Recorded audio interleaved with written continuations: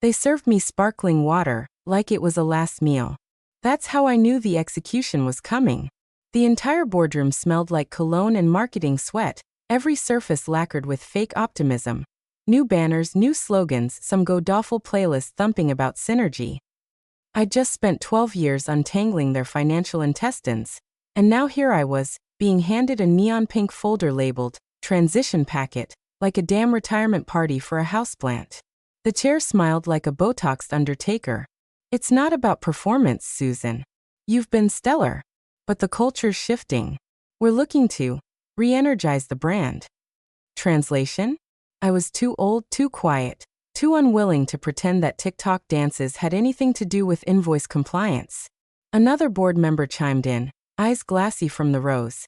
It's really about alignment, vision, evolution. I wondered if they practiced that in front of a mirror. They called it a soft offboarding. Said I could leave immediately, no need to wrap anything. HR handed me the severance paperwork with the same dead-eyed stare they reserve for cake cutting at layoffs. I didn't argue, didn't flinch, just picked up the folder, stood, and said thank you. Not to them, just out loud. And that silence? They mistook it for surrender. Before we go further, real quick, if this already has you gripping your chair, do me one favor. Tap the subscribe button and throw us a like. It really motivates the team to keep digging up the stories people try to bury. Back to the bloodbath. I walked out past the interns who now got standing ovations for updating Slack emojis. Past the culture wall, with its Polaroids of people who'd been there 3 weeks and already got t-shirts. No one looked up. No one said a word. I rode the elevator down alone, fluorescent lights buzzing like a flatline. It was surgical, this little burial of mine. No tears. No cake. Just a quiet deletion of my badge and access. At my desk, I didn't take much. I'd never been one for trinkets. Just a couple legal pads, a planner, one stress ball shaped like a liver, long story, and a manila folder from the bottom drawer labeled only Echo. I glanced around. Not a soul helped. My closest work friend pretended to be on a call. Headset plugged into nothing. Even the HR rep, the one who once cried on my shoulder after getting chewed out by finance, wouldn't meet my eye. I slid my planner into my tote. On the inside back cover, a post-it note I'd scribbled years ago stared back at me. If they ever crossed the line, open the ledger. They thought I'd forgotten. That I'd just show up, do the work, and leave quietly. They'd gotten used to me being the fixer, the late-night ghost who reconciled their mistakes and kept the wheels spinning when the money didn't. I was the one who patched the holes they didn't even know they'd drilled. But here's the thing they never clocked. I remembered everything. Every deferral. Every temporary suspension of vendor payables. Every quarterly miracle they bragged about on earnings calls built on the backs of unpaid contracts. I never said a word because I didn't need to. I had the file. And they'd just given me a reason to use it. The walk to the parking garage felt like exile. No box of memories, no farewell card. Just my tote and the weight of a decade they swept into a PR folder. My badge stopped working before I even hit the second floor. A mercy kill. One last ping and it blinked red. Like the system couldn't wait to forget me either. I got in my car and just sat there, door cracked open, breathing in the heavy scent of heat-baked vinyl and old takeout. My palms were still resting on the steering wheel like I needed permission to leave. Like some part of me still thought this was a mistake. But it wasn't. It was the cleanest hit they'd ever pulled, right between the shoulder blades. Back home, the silence was too honest. I didn't bother turning on the lights. Just walked straight to the filing cabinet tucked behind the coat rack in the hallway. The one labeled insurance, even though it hadn't held anything related to Geico since 2019. I unlocked the second drawer and pulled out the slim black folder wedged behind a fake bank statement. The ledger. It wasn't even a real ledger, just my shorthand for the thing that kept me sane all these years. Proof. Receipts. I spread the contents out across my kitchen table. Flagged invoices, deferred payment schedules, internal memos stamped confidential, that no one ever thought I'd kept. Most weren't even hard copies, just printouts of screenshots I'd emailed to myself, buried in drafts under subject lines like grocery list and dog meds. I wasn't paranoid. I was trained. You don't work in compliance for 12 years without learning that memory is cheap but documentation is everything. One by one, I started laying out the threads, taped timelines on a spare corkboard, highlighted clauses from contracts marked temporary payment delay. A spreadsheet I hadn't touched since 2021 titled Project Echo, adjusted vendor schedule. A name kept showing up like a bad penny, vendor 12B. And every time it did, the same signature followed, Mark Yelton, CFO. The same man who once joked in a quarterly meeting that vendors were just extended lines of credit with logos. Project Echo. I'd almost forgotten the name. It started innocently enough, a push to optimize cash flow. Some vendors agreed to defer payments, others didn't know they had. Legal sanitized the language. Finance blurred the timelines. It was supposed to be temporary. Quarter after quarter, the unpaid pile grew. And I was the ghost who made it balance. The worst part? I'd told them, quietly, at least 3 times. Once in a report that vanished before the Monday meeting. Once in a flagged invoice that got corrected, without explanation. And once in a closed-door conversation with the audit head, who patted my hand and said, "You've got such integrity, Susan. But let's not be alarmist, okay?" I wrote a note in my planner, right under the Friday lunch reminder.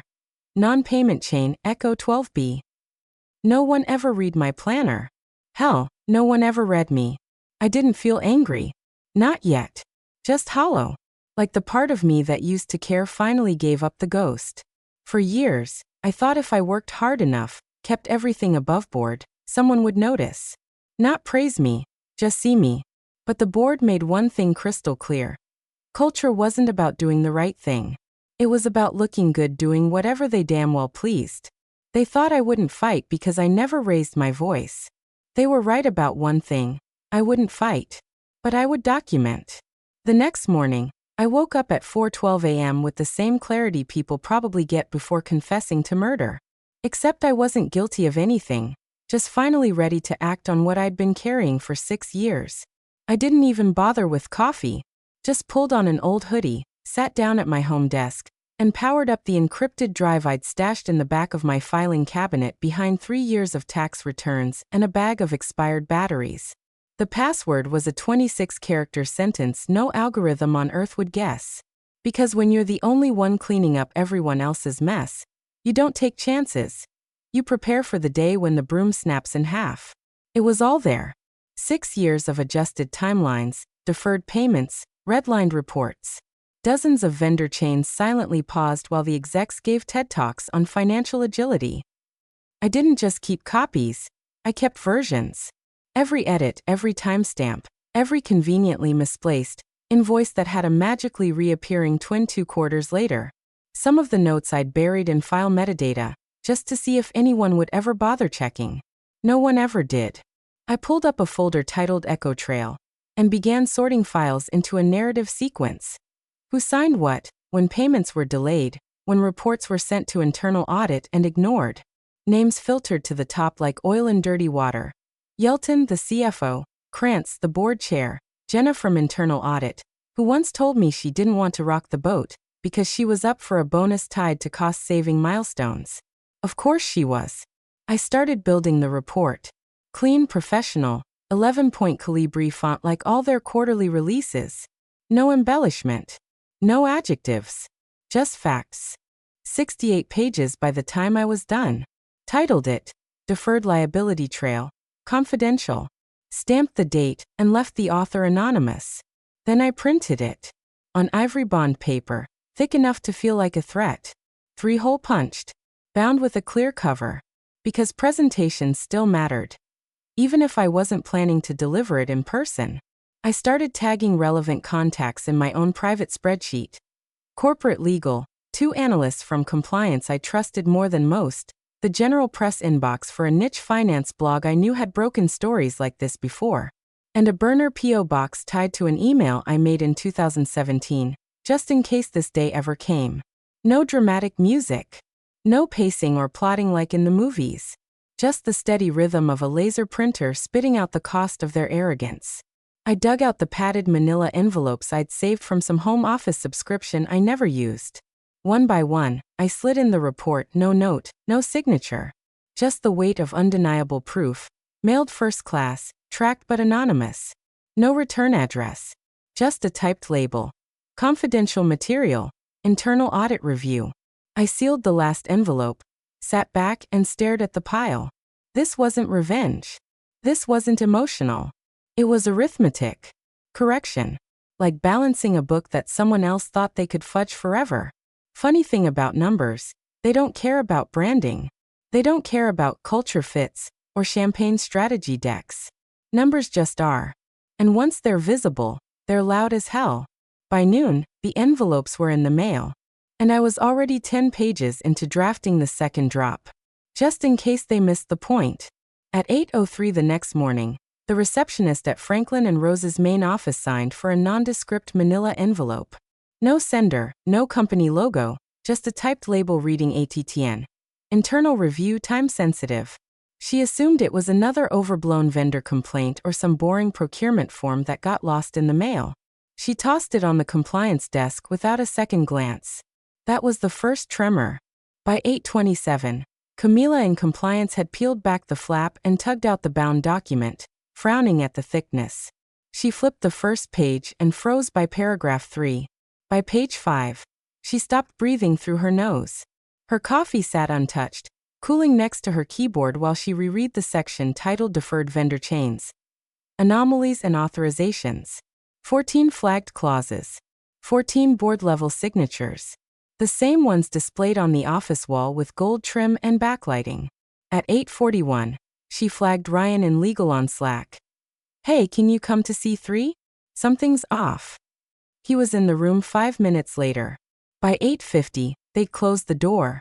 By 9:10, the head of internal legal was dialed in from New York, speaking with the kind of strained calm people use when they're trying not to yell in front of witnesses. There was no cover letter. No explanation. No email trail to chase. Just timelines. Payment freezes.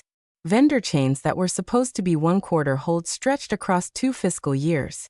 And every one of them led to a board-approved loophole marked Project Echo. Temporary deferral authorized. The term temporary repeated so many times it looked like a prayer someone had stopped believing. I watched the tremor roll in from the outside. Sitting in the corner booth of a diner 2 miles away, sipping burnt coffee and picking at toast I didn't want. From the window, I could see the building's north entrance like a bad memory framed in sun glare. Suits buzzed in and out with the same caffeinated urgency as always. But I knew. Inside, the walls had started to sweat. At 9:46, a junior analyst in compliance, nervous, newly hired, probably still half convinced this was some weird HR trap, forwarded a PDF scan of the full report to his college roommate who worked freelance for a niche financial blog. Subject line: "Holy shit, look at this." That was the real break. Not the board. Not legal. One kid with a shred of moral clarity and nothing to lose. That's how it always starts. Not with a bang, but with a "hey, you should see this." Back at HQ, Slack channels blinked alive with nervous chatter. "Have you seen this doc? Where did this come from? Was this internal? Legal is freaking." An emergency compliance sync popped up on calendars like a virus. HR started digging through exit interviews and badge logs. Someone pulled the offboarding list from Friday and saw my name at the top. That's when the whispers started. By 11:17, the CFO snapped in a closed-door meeting. "It's that woman. It has to be. She's the only one who knew where the bodies were." Funny. All those years, I was just Susan from compliance. Susan who ate lunch at her desk. Susan who never leaned in. Now suddenly, I was the only one who could have done it. They weren't wrong. But they weren't right, either. I hadn't done anything illegal. I hadn't hacked, leaked, or threatened. I'd just revealed what was already theirs. And now they'd have to sit in it. By noon, the building was a pressure cooker. Legal's inbox was a flashing red emergency light, full of flagged threads and panicked subject lines. Urgent. Vendor disclosure? Who has authority over Echo files? Do we have any idea who sent this? They didn't. Because none of them ever paid attention to how the files were actually built. They just signed the outputs, paraded the wins, and banked the bonuses. But someone had to write those memos. Someone had to reconcile those vendor discrepancies before they became audit triggers. That someone was always me. Now they were neck deep in the very documentation they'd ignored. Calls started coming in. First from the usual suspects. Vendor 12B left 3 voicemails in under 10 minutes. No hello. No warm-up. Just a clipped British voice demanding, "We have not received payment since Q3 FY21 despite contractual obligations. You will explain immediately or face arbitration." A French supplier threatened legal action by close of business. A Canadian logistics partner simply said, "We're out. Consider this termination." Inside, the boardroom smelled like stale printer ink and panic. The chair paced like a man walking a tightrope blindfolded. He kept asking the same question in different ways. How did they get this? Was this an internal breach? Could this be AI generated? Are we sure these files are real? They were real. Every line, every timestamp, every clause with a signature next to it. The magic trick wasn't in fabricating anything. It was in remembering what they tried to forget. The press found it next. A quiet finance blog ran a piece titled "Deferred, Denied, Disclosed?" It was cautious, speculative. But in the third paragraph, it asked the question none of them wanted public. Why were vendor 12B's payments frozen for 11 consecutive quarters despite clear deliverables and signed contracts? 11 quarters. That hit harder than any accusation. Because it wasn't just unethical. It was mathematically impossible under their own reporting standards. A fact that now lived in the public eye, feeding hungry reporters who knew where to dig. By 2:40 p.m., the CFO finally cracked. In an all-hands legal meeting with red faces and raised voices, he slammed his laptop shut and shouted, "It's that woman. It has to be her. She was the only one who touched those chains from start to finish." He wasn't wrong. But he also wasn't calm. His tie was undone. Sweat collected in the folds of his neck. Someone from marketing blinked back tears. Compliance just sat there shell-shocked. Outside all this chaos, I was sitting in my living room, legs curled up under me, watching the news ticker crawl across a muted TV screen. Not one text. Not one call. Not even from the few coworkers who used to send memes during endless budget meetings. It was like I'd already been erased, and now I'd become the ghost in their systems. But I didn't reply. Not yet. I wasn't done watching them sweat. The call came just after 9 a.m. the next morning. Blocked number. I let it ring once. Twice. Then picked up, already knowing which overpaid mouthpiece was on the other end. "Susan," the chair said, voice like a dried-out apology wrapped in rehearsed charm. "We'd appreciate a chance to speak. Privately. In person." He called it a courtesy. As if what they did to me was a gentle misunderstanding. As if inviting me back to the same boardroom they exiled me from was a peace offering. Not a damage control maneuver lit in panic. I didn't answer right away. Just let the silence sit long enough to make him nervous. Then fine. I wore gray. No makeup. Nothing flashy. Just walked in with one item under my arm. A fresh, bound copy of the report. Clean, sharp, heavy. Same cover, same title. No names, no theatrics. Just deferred liability trail. Confidential in bold font. They were already seated when I walked in. The chair. The CFO, trying to look composed and failing miserably. Jenna from audit, suddenly very interested in her cuticles. One of the younger board members I didn't recognize blinked like he wanted to be anywhere else. The air was stiff with barely concealed dread. Like they'd lit the fuse and just now realized the bomb had a timer. No one said anything as I sat. I didn't wait for pleasantries. I opened the file to page 47. Rested it gently on the table. Read aloud, calm and even, like I was reciting an old poem. The undersigned acknowledged the temporary suspension of vendor 12B's contracted payouts for the duration of the Echo optimization window, subject to quarterly renewals without vendor notification, pursuant to Internal Directive 6.c, effective retroactively to Q4 FY19. Signed, M. Yelton CFO. A. Krantz, Board Chair. J. Mallory, Internal Audit Director. I closed the folder and looked up. You could hear the air thin. Krantz's mouth opened, then closed. Yelton stared at a point just above my head. Like if he didn't look directly at me, I might vanish. Jenna's hands twitched in her lap. None of them asked how I got it. They knew I didn't get anything. I kept it. I'm not here to hand this over, I said, placing the file back in my lap. And I'm not here to negotiate. The chair swallowed. Then what do you want? I didn't smile. Didn't blink. Just leaned forward slightly and asked one simple question. Why did you think I wouldn't have insurance? It landed like a hammer wrapped in silk. Not shouted, not bitter. Just a fact they failed to account for. Their expressions shifted, guilt curdling into realization.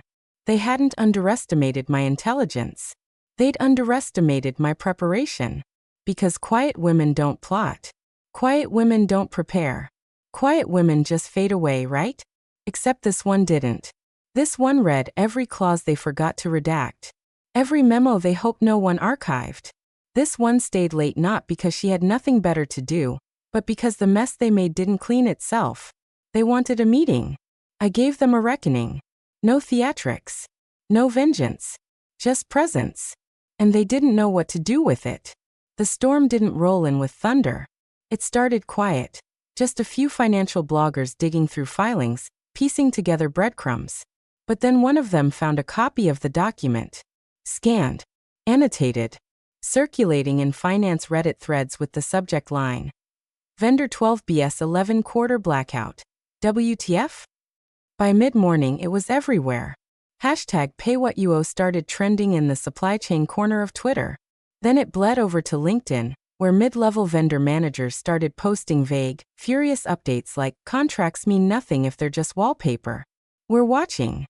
A West Coast procurement CEO reposted the original blog with the caption, "This is what rot looks like in a culture-forward company." Franklin and Rose's stock dipped 2 points by noon. Not a freefall. Just a tremor. Enough to draw the eye of real investors, the ones who care less about slogans and more about risk exposure. Emails started flying to the board. Clarify position on vendor 12B timeline. Request for internal review findings. We expect a response before the quarterly. And then the headline hit. Whistleblowers' files reveal multi-year vendor deferment scheme, exec silent. They didn't name me, not at first. Just a former senior compliance officer with knowledge of internal payment practices. But inside the company, everyone already knew. I was the one they erased. The one who walked out without a word. That silence had become a megaphone.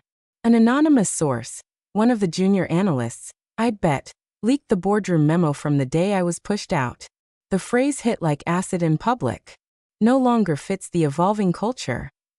They fired me for not being loud enough, young enough, aligned enough. And now here they were, scrambling to draft press statements about deep respect for all team members and commitment to transparency. Jenna from Audit posted a vague message on her private Instagram about the burden of watching something break from the inside. A lawyer screenshot it and tagged it in a whistleblower protection thread. Someone else connected my departure date to the spike in deferred payments and vendor churn. Turns out, people love receipts when you feed them slow. By the end of the week, 3 different podcasts had run segments on the story. One of them played a clip from a recent keynote where the CFO bragged about vendor flexibility models. The host laughed so hard she couldn't finish the segment. No one was calling me a villain. But no one was calling me either. Not to apologize. Not to beg. They couldn't afford to. Because I didn't scream. I didn't leak emails or threaten lawsuits. I just opened a door and let the world walk in. And the world saw everything. The first offer came wrapped in desperation and overpriced stationery. A courier dropped it at my door like it was a ceasefire agreement. Handwritten note from the chair, boilerplate apology drafted by legal, and a glossy brochure for a newly minted ethics and vendor relations role. Title: Senior Director. Salary obscene. Reporting line: straight to the board. I laughed once. Not out of bitterness, just the absurdity. They wanted me back not because they respected me, but because they were bleeding, and I knew how to apply a tourniquet without leaving fingerprints. The second offer was quieter. A soft voicemail from an HR rep who couldn't even fake sincerity. "We'd like to make things right," she said. voice trembling like she'd practiced the line in a mirror and still hated how it sounded. There's also a financial package we think reflects the value you brought to the company. Reflects the value? That value didn't matter when they shoved me out with a catered fruit tray and a culture slogan. But now that I'd dragged their secrets into daylight, suddenly I was worth compensating. I didn't respond. Not to that one. Not to the third offer either, which came from a firm tied to their crisis PR team, dangling a fat NDA and a six-figure consulting retainer, if I just quietly endorsed their internal transformation efforts. It wasn't about revenge. Never had been. And it sure as hell wasn't about crawling back into the building they'd gutted of decency. This wasn't about getting back in, I said flatly, when one of their lawyers called trying to sound empathetic. This was about making sure no one else has to watch a lie become company policy. I didn't yell. I didn't argue. I just hung up. Then opened my laptop and scheduled a meeting with a whistleblower foundation I'd bookmarked years ago, but never imagined I'd actually call. They greeted me with calm voices, not urgency. Offered tea when I showed up in person. The room wasn't glossy or performative, just quiet. Intentional. One woman, gray curls and half-moon glasses, asked how long I'd been documenting the scheme. 6 years, I said. She didn't blink. Just nodded and said, "That's called a long-form protected disclosure." My breath hitched. Not from fear. From release. That was the moment. Not when the news broke. Not when the offers came in. It was hearing those 2 words, protected disclosure, spoken without sarcasm, without spin, without some exec trying to pretend it didn't matter. They saw what I'd done. And they knew it meant something. We spent the next hour walking through timelines, files, signatures, and flags. They didn't ask why I didn't come sooner. They understood the silence. The waiting. The weight of watching it all rot while being told to smile for the team photo. As I left, she handed me a small folder, not glossy, not branded. Just simple. Inside, a note that read, "You did the right thing. And you're not alone." For the first time since that boardroom execution, I smiled. Not out of triumph. Not from some twisted satisfaction. Just peace. Because they couldn't buy me. And they couldn't bury me. The annual report hit the wire 3 months later, tucked behind generic buzzwords and contrived optimism. But buried on page 37, right between market positioning outlook and strategic growth initiatives, was the real confession, sterile, cautious, and legally combed to death. Restatement of liabilities, vendor payment reconciliation, FI 19, FI 24. It was a quiet obituary for the empire they tried to keep polished in the dark. No names. Just numbers. Footnotes that bled across 2 pages. Payment gaps. Contract irregularities. Adjusted earnings. Every metric they once propped themselves up on now reduced to an asterisk, and a politely worded admission of operational misalignment. 3 board members retired, effective immediately. Their farewell blurbs were short and stiff. No legacy highlights, no warm send-offs. Just a dry paragraph and a photo that looked like it was cropped from security footage. Jenna from audit took a sabbatical and never came back. And the CFO? Vanished. His LinkedIn scrubbed. Last seen endorsing a colleague for strategic finance, before disappearing like vapor under pressure. But I wasn't watching the headlines anymore. I didn't need the closure. I already had it. The conference was held in a mid-sized city, tucked inside a hotel ballroom that still smelled faintly of convention center chicken and hand sanitizer. It was nothing fancy. No spotlight. Just 50 or so compliance officers, legal leads, and procurement heads gathered to talk about what no one ever wants to talk about until it's too late. Documentation, paper trails, and the quiet power of asking for proof. My panel was titled Preventative Documentation Culture. Not just a buzzword. I spoke softly. No slides. Just my voice and the reality that doing things by the book only matters when you've written one no one else can edit behind your back. During the Q&A, a young woman with a press badge and a half-finished coffee raised her hand. She looked maybe mid-20s. Bright eyes. Probably still thought most corporate missions meant something. She asked, "What made you want to get into compliance in the first place?" I could have said something formal. Could have referenced my degree or some early career mentor. But I didn't. I looked at her and said, "Someone once told me I didn't fit their culture." Pause. No bitterness in it. Just truth. So I built my own. The room didn't applaud. It didn't need to. Because people like me don't need ovations. We don't need nameplates or shoutouts in the CEO's end-of-year memo. We need quiet systems that don't break when people do. I packed up my notes after the session. No press interviews. No podcast guest spots. Just a quiet walk out to my car. The kind I used to take when I left the office late at night. The hall's empty, the lies thick in the air. Except this time, the silence wasn't oppressive. It was earned. I didn't torch the place. I didn't shout them down. I didn't become the monster they feared. I just turned on the lights, let the shadows show themselves, and left the room. And that was enough.